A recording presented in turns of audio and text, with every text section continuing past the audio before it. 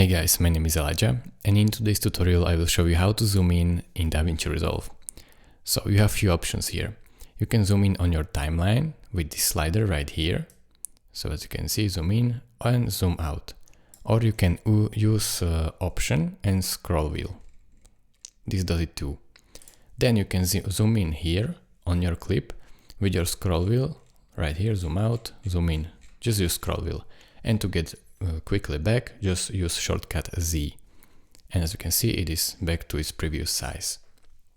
And then if you want to zoom in only on your clip in your video, then use this zoom transform tool.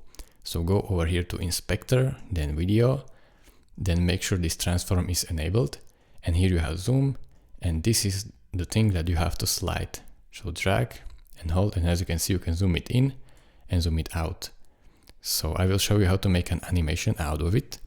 So drag your playhead to start of the clip, click on this icon, this keyframe icon, then zoom in, then move your playhead to different time in your video and zoom in to your video.